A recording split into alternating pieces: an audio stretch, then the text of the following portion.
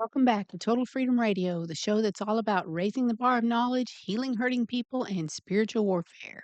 And tonight we're going to be doing some of that. We're back in our ancient paganism class. I've had some people contact me and go, "Hey, we want the rest of Halloween," and some other questions that I've answered. And so I apologize for that. I had one of those crazy summers and had some interesting things happen. I had some storm damage, had a job change, had a lot of different things go on, and all that's been expensive. And I've had to work a little more and still need a little bit of help. So if you want to donate, go to rinalyn.com and drop a donation in there and help me with that.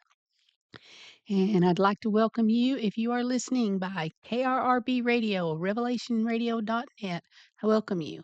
And the show has just moved to daily at 7 p.m. Central Time. So please support this platform. It's taken a lot of work now.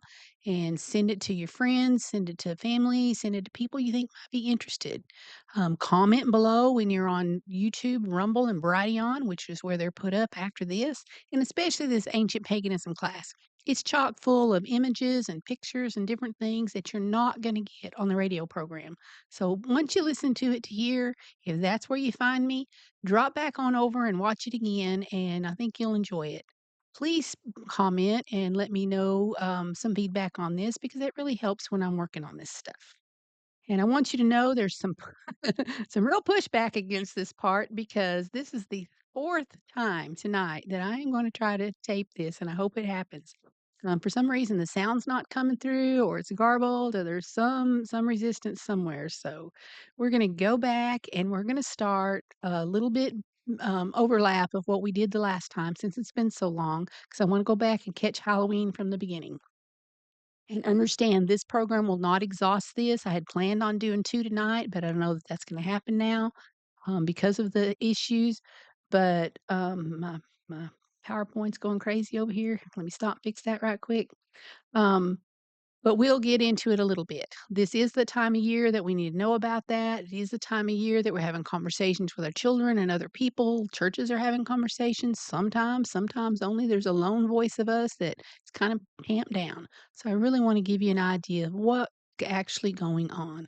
So I'm sitting here looking out my living room window at displays in my neighborhood that bother me. And I'm that person. I drive around that neighborhood and pray. So maybe you'll turn into that person too when you find out the knowledge. So in the chapter on the pagan holy days, we learned how the pagan festivals, including Halloween, originated. Geoffrey Keaton wrote in his book, The History of Ireland, that the earliest Amorians were Canaanites who left the land of Canaan because of the curse Noah placed on Canaan. Now, we all know who the Canaanites are, right? They brought with them the celebration of the 8 pagan holy days, and this entire class is gonna continually go back to that because that's what it all rests on.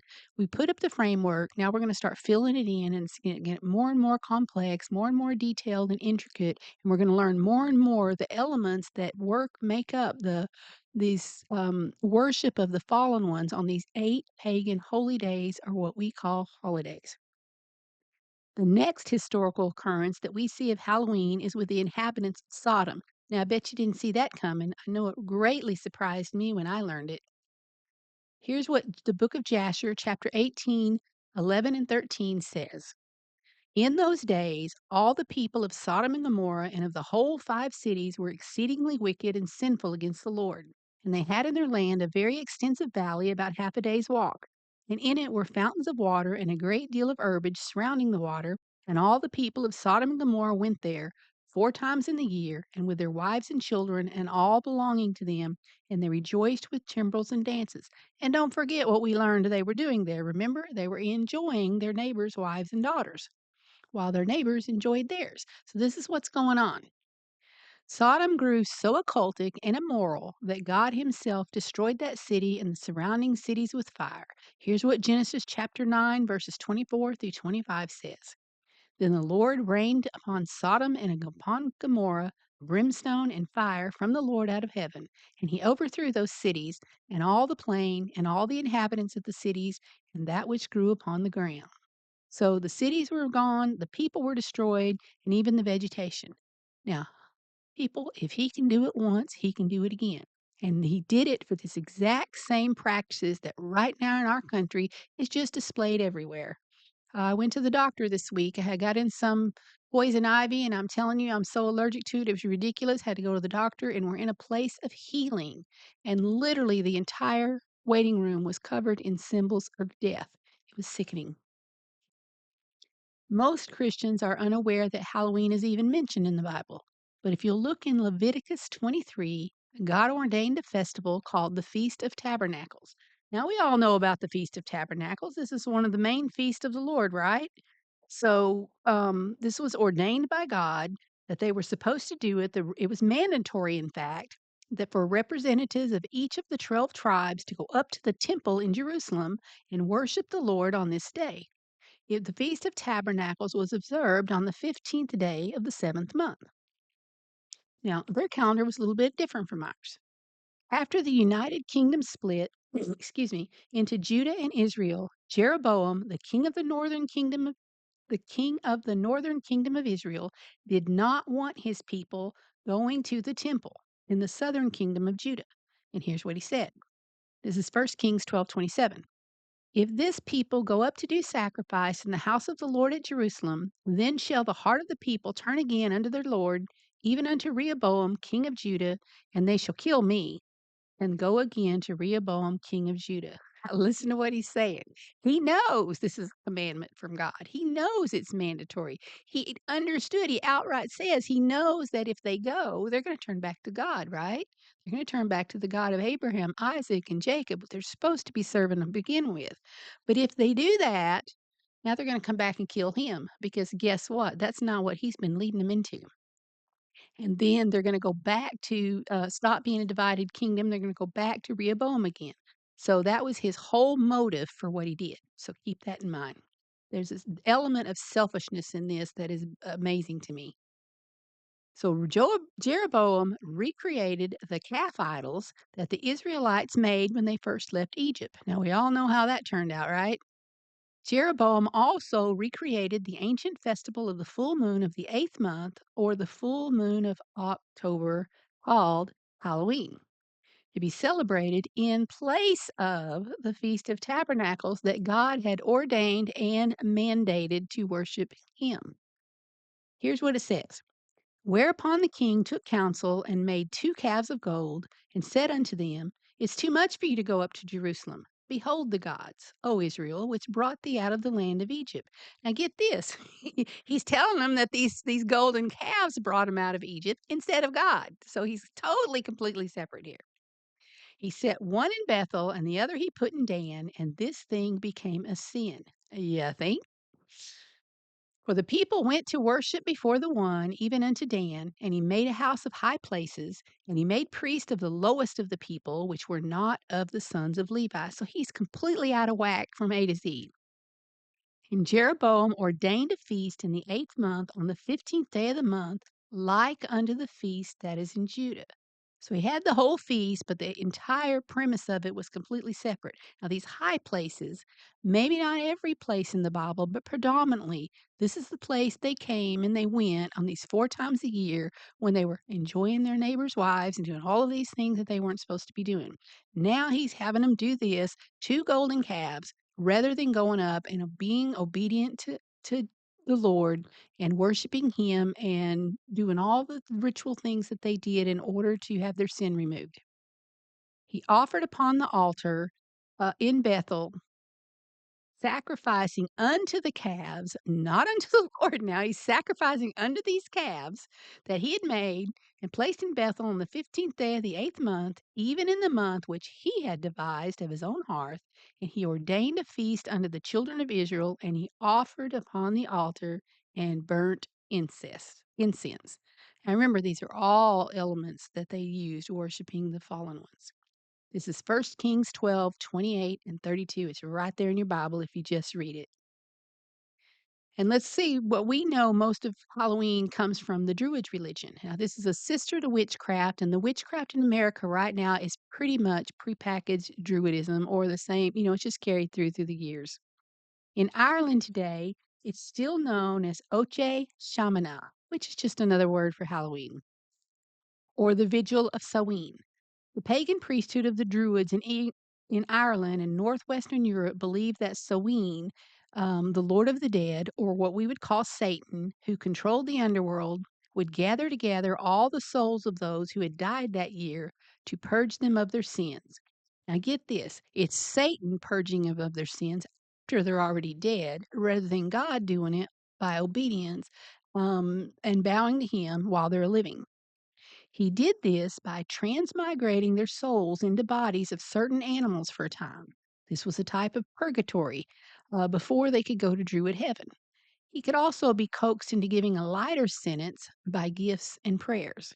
This harmless practice, observed today in America on Halloween, every bit of it becomes directly from the uh, ancient practices of the Druids when they were appeasing and worshiping these demonic spirits. Please understand that. I'm gonna get some feedback on this, I'm sure, but drop your comments in there. I read them all. I may not answer because I don't want to get in a tussle here, but I do read them. So, first of all, we got bonfires. Now, I've been to lots of bonfires. I was a teenager once, and we had all that stuff in school too, just like everybody else. And we even had them in churches in my yard before I even knew what it was. But understand, these were originally called bonfires. They were a form of divination used to predict what was to come in the following year. It's how they set up their year, and they instead of going to God for answers, they went to these demonic spirits. Here's what happened. A human being, most of the time, sometimes an animal, was placed in a large wicker basket and burned to death. Pagans believed that the way the victim died and the form of the charred bones, how they laid when it was over, was like tea leaf reading, and they could tell the future for the next month. Now, if you want to see what this looks like in action, and it's not too graphic or anything, but go to Amazon and get this movie called The Wicker Man. It's completely well done. I keep it in my house and used to when I taught this in person to people, we would have a night where we would watch it because it's very important to understand these elements because that way we don't adopt them. But get this, they're sacrificing a human being, sometimes an animal, in order to get information from demonic spirits. Right, black cats. These were supposed to be familiars. Maybe these were the animals that they put the transmigrated souls in. Um, but these were spirits who possessed animals, and they worked with the druids. So it was the spirit world who working with the druids that they were getting magic from. Now I got a real problem with that. I don't want anything like that. Now there was a time when I didn't know this, just like some of you don't know this. Some of you do know it and still do it. And I'm gonna give you an example of that. I used to go to a church. I'm not gonna tell you what state, what town, what church, but we had a women's ministry retreat one year about this time. And they all knew how I felt about this. I'd been teaching it, had a lot of pushback, but they knew that I wasn't going to touch this stuff. Touch not the unclean things, God tells us. So we drive 2 hours up to this. We had a very rural place that we stayed and very rustic, and, pastor's wife and some other ladies had gone up before us because some of us, we had some stuff we had to take care of, and so we just came in waves. But we drove up there 2 hours. I walked in. I'm excited. We're gonna have Bible study. We're gonna fellowship. We're gonna represent our God as women of the church. We're gonna get a rest from doing all the things that women do. And I walk in and my jaw literally drops. Now, those of you listening by KRRB radio, you're not gonna see this, but if you're watching it by um, YouTube, Rumble, or Brighteon, you're seeing the pictures, you're gonna see a piece of fabric laid here, and it's exactly what was covered those tables black and oranges with the cats, it's got the moons, it's got the jack-o'-lanterns, it's got stars, it had the whole 9 yards. Sitting on top of these tablecloths, there were black cats, there were cauldrons, and I kid you not, there was a row of little plastic witches sitting on the table as oh, what do you call it? The decorations, for this women's retreat of Christian women. And I said, "I am not doing this." And after a very interesting discussion, I started to go. And she finally took it all off, but they were all mad at me. They weren't upset that they were messing with the elements of paganism. They were upset because I refused to participate in it. Ladies, understand something. We are setting a bar for each other, for our children, for the church, and we are obedient or not obedient to God. So pay attention to what you're doing. All right, what about jack-o'-lanterns? I'm looking out my window again right now, and I'm seeing jack-o'-lanterns sitting on my neighbor's porch. So, let me tell you what those actually are. Remember back a few classes back when we talked about Teraphim and what they actually were? Where one of the most prevalent forms was they actually cut off the firstborn son's head and they preserved the head, and then they used it as a medium, as a way of contacting what they thought was their ancestors, but was really these demonic beings for power. So on Halloween night, druids would sacrifice humans to demons to gain more magical power. That was their purpose. They killed a person to get power from the demons. Jack o' lanterns were originally made out of turnips, but in America, the pumpkin came to be used. Now, these would be used for lanterns, and that doesn't sound too bad, right? Well, let me give you a little bit more information. The candle inside these lanterns that illuminated them were partially made from the fat of the human victim.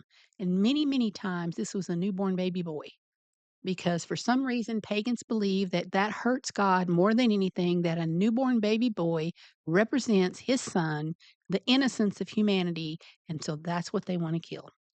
So if you didn't treat these entities with something you liked, they might be angry and punish you. So this is where we get trick or treat. On Halloween, they would set out food outside to placate these spirits after walking through the streets with these jack-o'-lanterns made from the fat of a sacrificed human, possibly a baby, generally.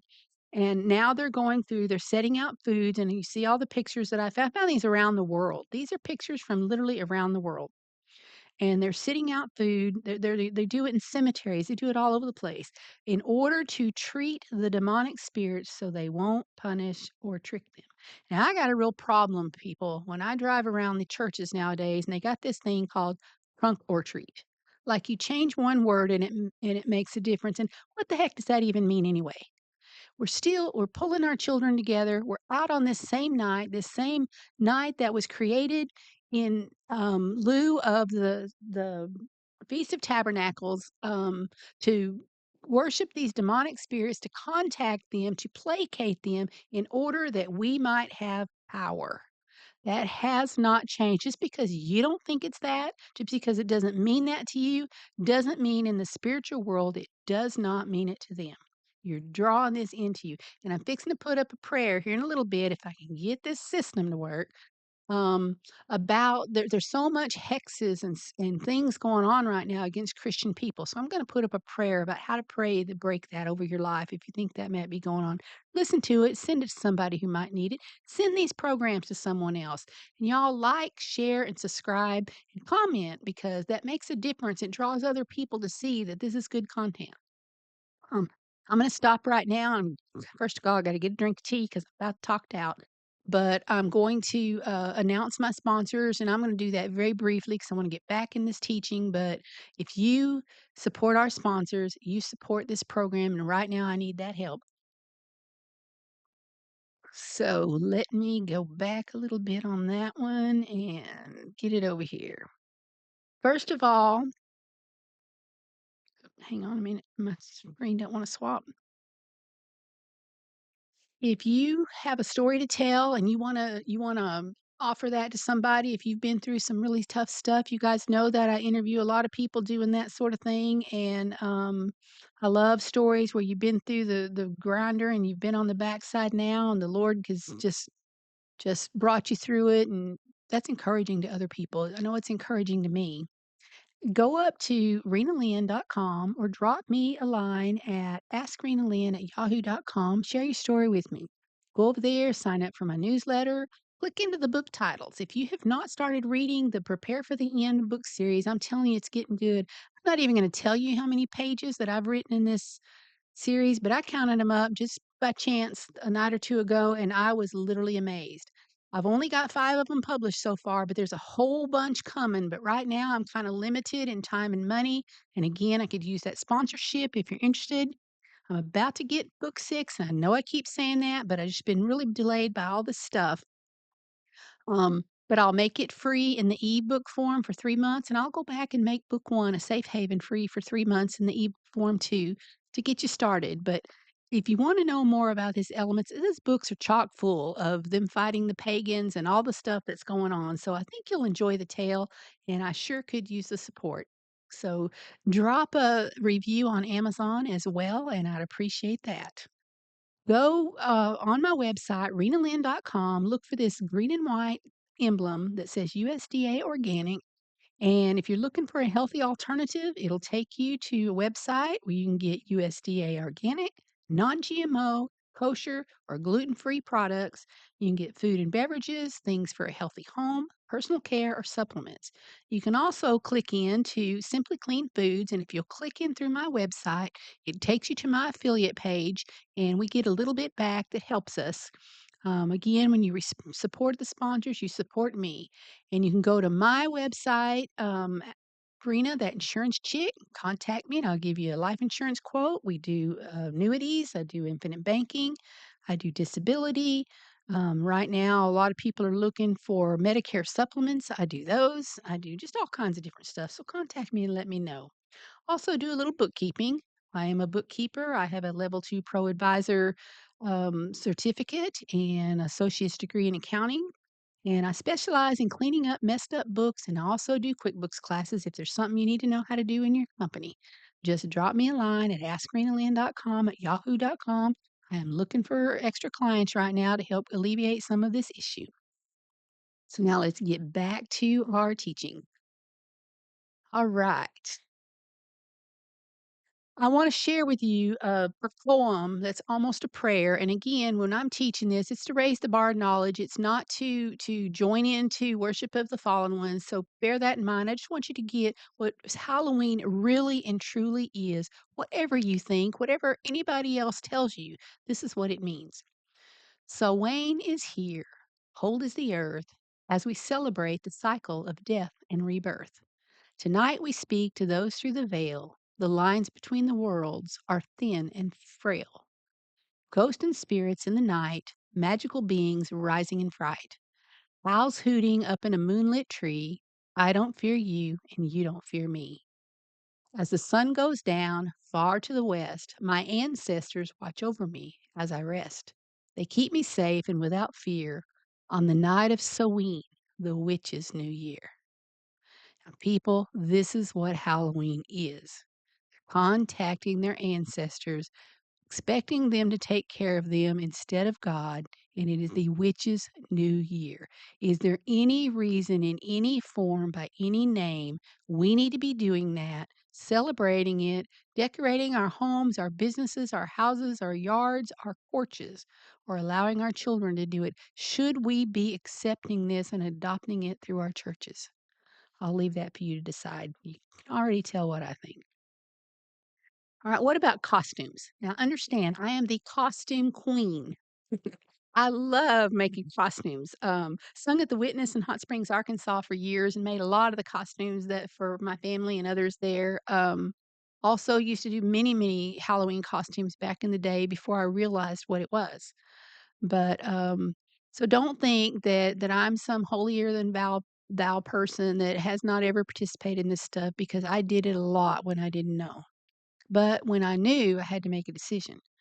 These costumes represent, if you dressed in a costume that represented one of the spirit beings, he might be friendlier and give you more magical power. Now, this is why growing up, we never questioned why we dressed up as ghouls and monsters and ghosts. It's just the way it was, right? But here's what it goes back to and what it still represents. You're looking for more magical powers by actually representing one of these demonic powers, these demonic beings. Look at these pictures I found. These are all around the world. This wasn't just America. These are literally all around the world. If you're watching by KRRB radio, again, go over to Rumble, YouTube, or Brighteon and check out the pictures on this. I've put some years of work on this stuff. All right. Ghosts, goblins, fairies, demons, and spirits were just some of the beings that Druids thought they could contact. Some were supposed to be a god. Some were supposed to be good, while others were evil. So it depended how you dressed, depended on which spirit you wanted to contact. If you wanted a good spirit, you dressed in something good. If you wanted an evil spirit, you dressed in something evil. You kind of related to it. In the 8800s, the Pope at the time, in an effort to Christianize this pagan holiday, started a mass to be said for all the martyred saints. That word martyred means murdered, right? So, all the murdered saints, it was the church service, a mass to be said for them. This was called All Souls Day and was held on the 1st of November. The night before was called All Hallows Eve. In time, the name changed to All Hallows E'en, and finally to just plain Halloween. The pagan practices didn't stop. They simply took on a new form, and now the bones of the saints were considered holy, and if you paid great amounts of money, you could touch them and possibly be healed. Then the church started selling other fake relics and eventually indulgences. Now, hear what this is saying. Back in the Old Testament, back in Bible days, people had to take care of the dead bodies, right? But they were considered unclean and were cast out of the camp for so many hours or days. All right. Now, the church, the Catholic Church, and I'm not bashing any one religion, so please understand that, but we've got to understand what's going on here. The bones of the saints were holy. The Catholic Church has made bukus of money over this through the centuries, and you could touch them and be healed. That is totally not biblical healing. In the Bible, we go to the Lord. We are anointed with oil. We're laying on hands. Paul even anointed handkerchiefs and sent it out. There was never you never had to pay for healing, but it had nothing to do with dead body parts. Now, this is still going on in different forms, even in our country, and I want to show you. And I know I'm going to make some enemies here. I'm so very sorry. I just have to tell you what I see. We'll get to that in a minute. I forgot about this page. If you bought an indulgence, now this is our classic get out of jail free card if you've not known what an indulgence is through the Catholic Church. It's literally a prepaid sin forgiveness that you could go out and sin because it was paid for in advance. And if you died, you'd still go to heaven. You could be in the outright middle of the most outrageous sin, and you'd go to heaven because you prepaid for it, called an indulgence. Imagine that.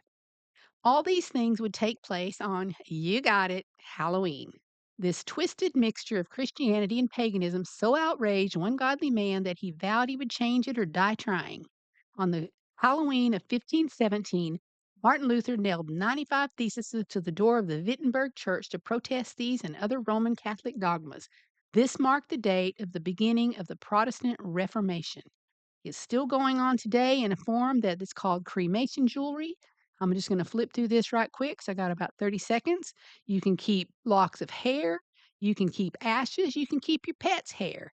You've got little vials, you've got necklaces, you've got canisters with symbolism on them, you've got bullets for soldiers, you've got here's one over here if you're looking at it with a car on it for the guys into that sort of stuff. If you'll see the pictures down at the bottom, this is in the Roman Catholic Church, and they are looking at relics, they are kissing relics, they are looking at dead bodies, and it's all done in order to still have these pieces of bones to get what you need from these wicked saints. Now, is this something that we're supposed to be participating in? This is why Martin Luther nailed those 95 theses, and I'll bet you never knew Martin Luther did it over Halloween.